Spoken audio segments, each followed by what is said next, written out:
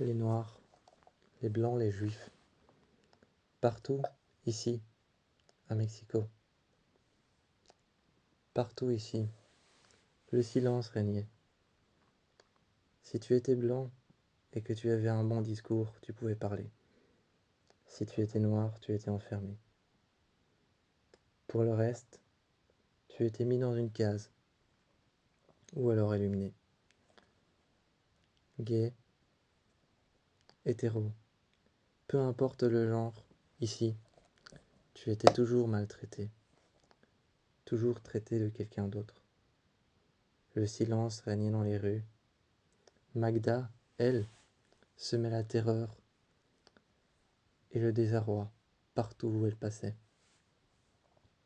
Partout où elle passait, Magda rencontrait sa chère sœur, emportant les âmes au paradis, transportant les âmes là où elles devaient aller, en enfer ou au paradis. Mais les villages étaient bien sombres, bien calmes. Tout le monde se faisait petit, toutes les discussions s'évitaient. Dans les bars, on évitait de parler. On évitait de dire quoi que ce soit. On évitait de rompre les discours. Un jour, 2 femmes ont rompu un discours. Le lendemain, on les a retrouvées, mortes, en dessous d'un pont. Elles avaient été décorées comme la Santa Muerte. Leur visage était peint de couleurs, mais elles étaient mortes, éventrées, sectionnées, lacérées. L'affaire s'était ouverte au commissariat de police, mais personne ne réagissait. Magda hantait les rues, se transformait, prenait l'apparence d'autres, critiquait, jugeait. Impitoyablement, elle manipulait tout le monde ici.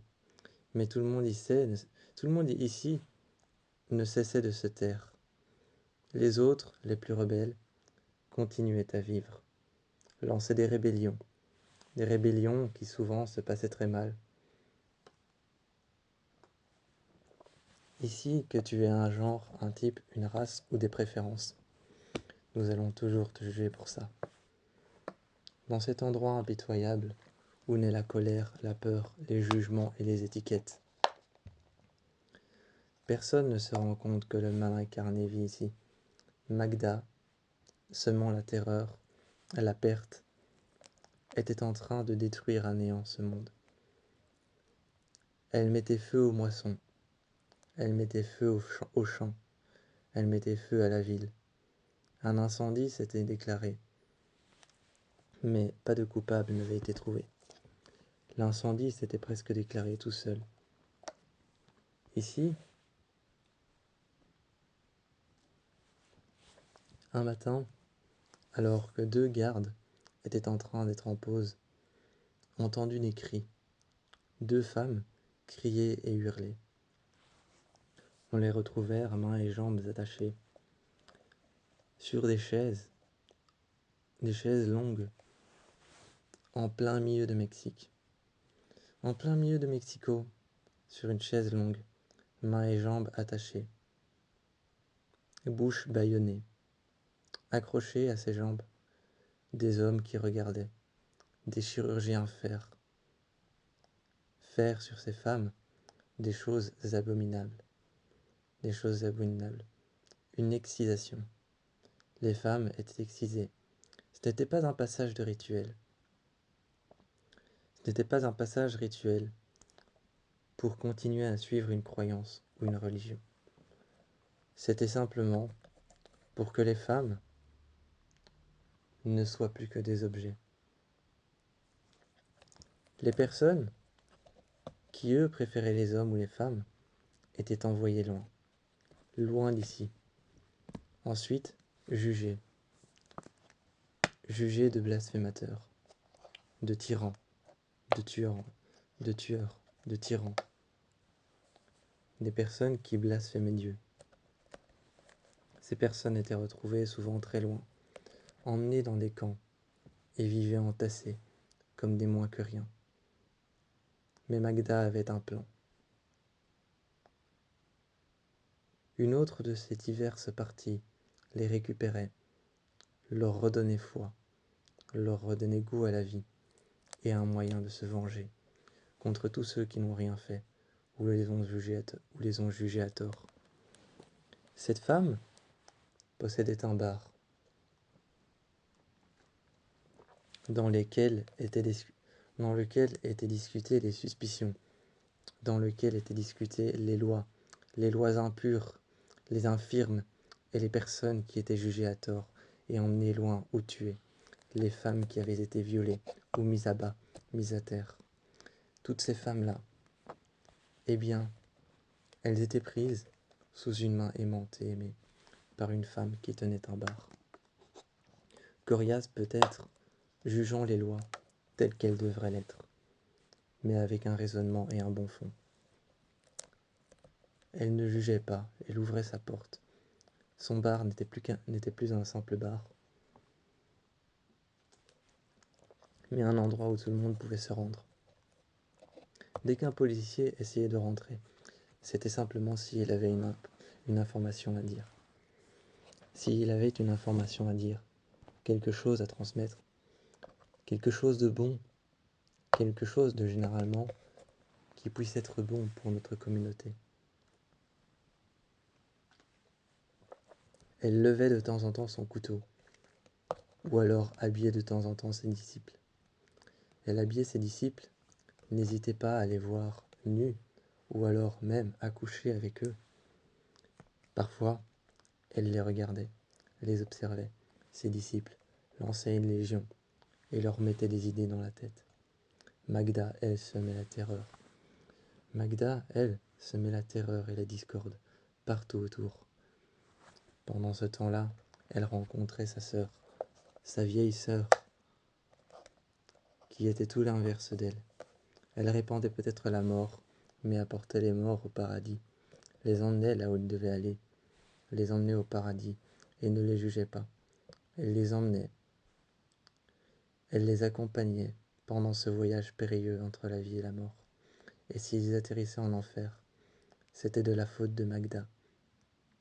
Magda n'était pas qu'un esprit tourmenté, elle était une femme, sœur de la Santa Muerte, sœur de la Santa Muerte, sœur de l'ange de la mort, sœur d'une divinité qui accomplissait des miracles, qu'on vénérait, alors que ce devrait être elle qu'on vénère, celle qui n'accompagne pas la mort, celle qui ne vénère pas la mort.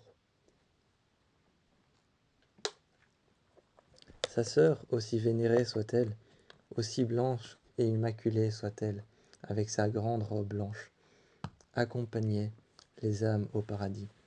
Magda semait la discorde, le feu, et faisait brûler encore et encore des bâtiments. Elle essayait et apparaissait chez les gens, elle essayait de la convaincre, de la vénérer, et de ne plus vénérer sa sœur. Un jour, elle est apparue chez une femme, ayant un sanctuaire sur la Santa Muerte, sa chère sœur, blanche et immaculée. Elle était en train de la persuader, de la manipuler, en disant que la Santa Muerte n'était pas si pure qu'elle le pensait. Mais la jeune femme ne cessait de répéter qu'elle amenait les âmes au paradis. Est-ce que amener les âmes au paradis, est-ce que tuer les gens et les emmener en enfer s'ils le doivent, et les emmener au paradis, c'est être bon? C'est ce qu'elle jugeait être un raisonnement manipulateur, que l'autre femme, elle, ne savait pas encore qu'il existait. Mais elle n'allait pas encore mettre, elle n'allait pas mettre longtemps à le découvrir. Lorsqu'elle l'a découvert, que Magda semait la discorde, la manipulation, et essayait de remplacer sa sœur, de devenir la Santa Muerte, cette jeune femme qui n'a pas mis longtemps, et n'a pas jugé utile pendant un certain temps d'y prêter attention, l'a finalement découvert. Ils ont essayé de mettre à mal et de détruire cette guerre qu'il y avait entre la Santa Muerte, sa chère sœur, une femme vêtue d'une robe blanche, et une autre femme vêtue d'une robe noire en cuir, tandis que celle-ci, vêtue d'une robe blanche, était une robe blanche en tissu, avec une auréole qu'elle portait dans ses cheveux, ses cheveux noirs, et son visage masqué par un maquillage lourd et pesant sur son visage, qui était blanc et qui cachait son teint de peau. Elle emmenait les gens au paradis. Mais lorsqu'elle a découvert ça, la femme qui tenait le bar et qui accompagnait toutes les personnes rejetées, les rejetés, ses disciples, avait découvert le jeu de Magda. Semer la discorde, la panique, et essayer de faire tourner tout le monde en boucle. Essayer de faire tourner tout le monde en boucle. Essayer de les faire croire à tort que la Sainte Mère des Morts, que le Dieu des Morts, n'est pas si bien et si bon qu'ils le pensent. Que c'est eux qui doivent vénérer Magda, que c'est elle qu'ils doivent vénérer, que c'est elle le bien, que c'est elle qui fait les choses bien. Elle, elle reste sur terre, elle surveille les humains, elle leur fait croire en des choses bonnes. Elle n'inflige pas la mort, elle n'inflige pas la perte de personnes qu'on aime. Elle ne juge pas utile de les emmener au paradis ou en enfer. Et c'était son jeu de manipulation. Chez chaque personne qui possédait un temple en l'honneur de sa sœur. Pendant que les légions s'accomplissaient, les complots dans les bars, des complots utiles envers les races, les types et les genres, et ce que tu préfères ou ce que tu aimes et que tu n'aimes pas. Pendant que la police essayait de remplir des dossiers et de terminer les enquêtes qu'ils avaient trouvées sur ces femmes mutilées. Pendant ce temps, les dissimulations de secrets, ou alors encore les secrets éparpillés, ce que l'on disait sur les autres, était en train de fleurir dans ce bar. Au-dessus, elle avait un appartement, avec lequel elle couchait avec un jeune homme de la police, pour obtenir de plus en plus d'informations sur les policiers qui étaient en train d'enquêter sur des disparitions mystérieuses causées par Magda et causées par sa vieille sœur. Mais pendant ce temps, les dissipations, les dissimulations, les secrets et les suspicions étaient en train de hanter la vie, des villageois, hanter la ville et la mener à son périple, qui était la mort, la destruction et l'auto-infligation de mort imminente.